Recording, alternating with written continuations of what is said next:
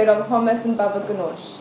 I'm sure everyone's tried hummus babaganouj? Okay. They're a great alternative for vegans because they have so much in them. You've got your calcium, you've got your protein, so it's a great food, especially for children as dips on spreads, things like that. So we're going to start off with the hummus tonight. As you can see, I've got my chickpeas which are cooked, but they're hot. Because when you make hummus, you want to do it with hot chickpeas to get a nice, smooth, creamy consistency. So they've been boiling there. So we're going to add this in.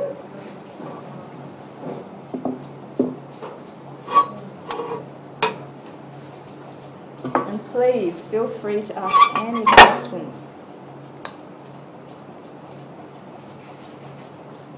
Usually what you do, you would strain off the chickpeas and add the water, but because I know exactly how much I put it all together for time, but on the recipe sheet, it will tell you the water quantity.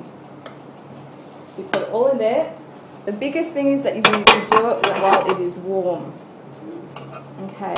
So to the chickpeas, this is for one recipe which will give you, it serves say 4 to 5 people, depending how you're going to use it, or as a dip, it's enough for one dip.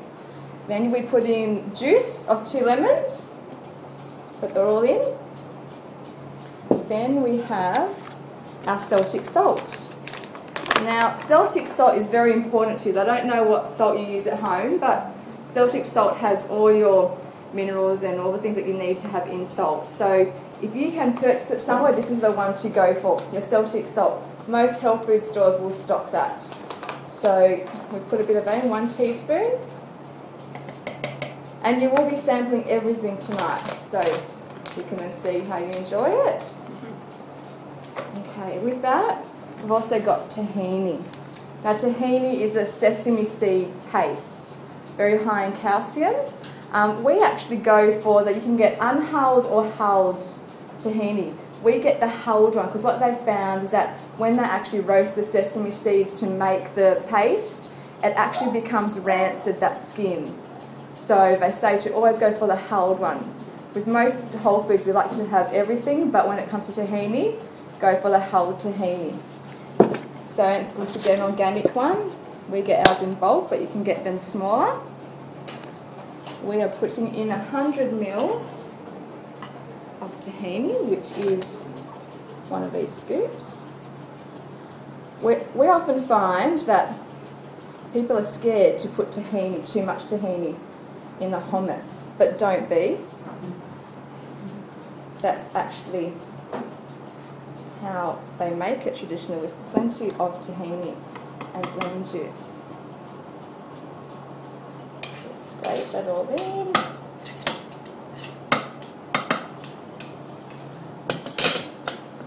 Okay, then we have our 2 cloves of garlic. We always like to add more garlic at home since my husband is Middle Eastern, but you can alter that to how you like it. So crush 2 of them.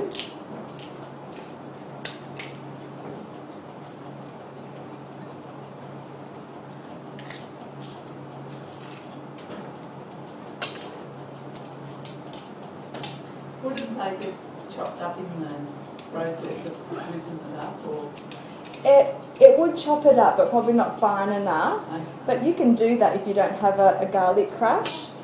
Just chop it up finely, but it's probably best to crush it, get a nicer consistency. So we'll turn that on.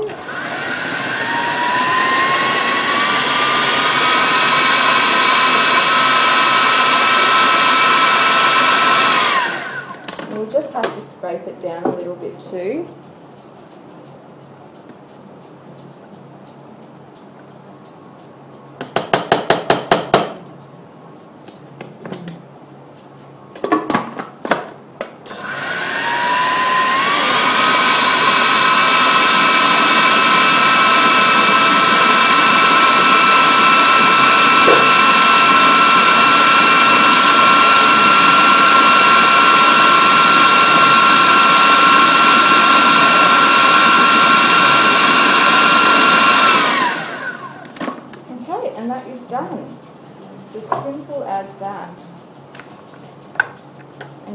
around. I put a little bit in a bowl so you can sort of see the consistency. Now if you were to do it with cold chickpeas, you'll get a fair bit of rough bits in the hummus, which is fine still, but to get a nice smooth consistency, you just want to do it with the hot chickpeas. And just remember, you can add as much liquid as you like, but just remember that as it cools down, it will harden up. So depending what you're using it on, if you want as a spread, you want it harder. If you want to drizzle over falafels or anything like that, you might want it a little bit runnier. Okay, so that's the first one. That's the hummus. And now we'll do a babaganouj. Just a question, how long does it take to cook the chickpeas? If you want to cook them? Okay, good question. That is on the recipe, but it's 45 minutes when it's soaked overnight. And what you want to do when you have cooked your chickpeas, you want to make sure they're cooked enough that there's a nice crack in the chickpeas and it's opening up. Because that means it's really soft inside and it's going to be nice and smooth. So that is the best way to cook them. Okay, now we're going to do the babaganouj. This is a favourite in our home. Absolute favourite. So what I've done here, I have got eggplants which I roasted this morning. So the big purple eggplants, prick them with a fork, wrap them in aluminium foil, and in the oven for about 45 minutes to an hour until, if you touch them with a tong, they should fully collapse. But not too much that it's all burnt inside either. So, but it should be about 45 minutes. You need it to be nice and soft. And then once it is cooked, just take them out, let them cool down, and then you can open up and scrape all the flesh out. Now when you let it sit, it will get, I don't know if you can see in there, but there's a fair bit of liquid in there. That's fine, that's what you want, because once you add all the other ingredients, especially the tahini makes things firm up. So once you add that, it will not be liquidy. Now, there's two ways of doing babaganouj. In our home, in the Middle Eastern way, is you don't use a food processor. You smash it together with like a mortar pestle, but this is a wooden one. Okay? So we're going to put this all in the bowl. And preferably, same thing, do it while it is warm. It is much easier to work with. So I'm going to chop up mine a little bit because it isn't as warm. Okay. Alright, so that there is 1 kilogram of eggplant cooked. So it does go down a fair bit, if you can see that, but it makes plenty. Okay, same again.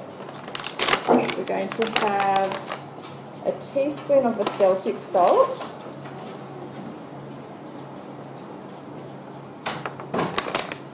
The juice of 2 lemons.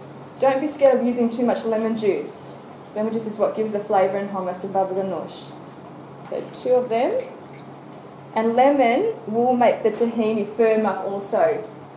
So you can add as much as you like. We're adding tahini again. We're adding now 1/2 cup, which is just a bit more than we put before.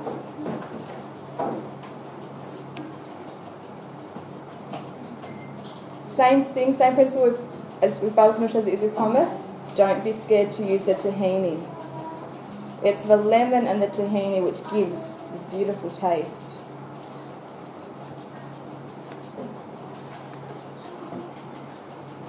Okay, then we put our garlic. There's a bit more garlic in babaganouj than with hummus.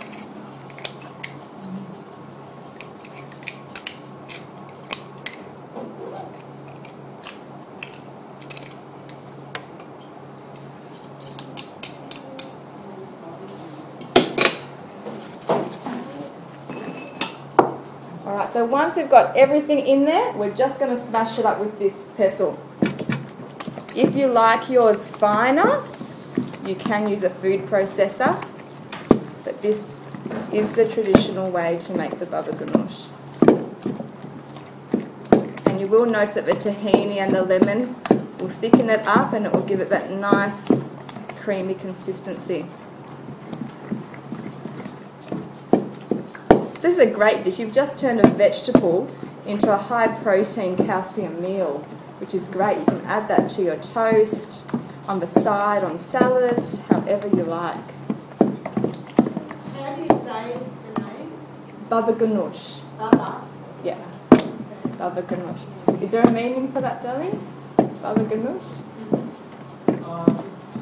Well, the exact translation, Baba means dad, and ganoush is like a spoiled or spoiled dad, something like that. Spoiled dad. So lucky dads get this one. Okay, so how long will it keep in the fridge?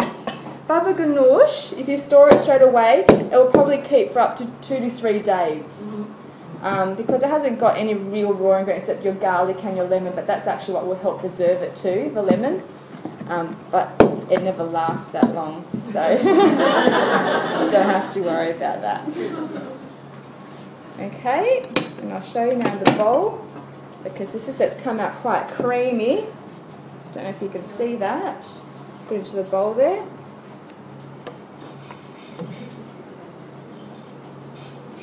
Okay. And we always, with our dips, hummus, babaganouj, drizzle some olive oil on top before you serve it. And these are your 2 dips. Great alternative for vegans. You're getting all your protein and your calcium in such a simple little thing. Okay, so I hope you enjoyed that, and I'll pass it.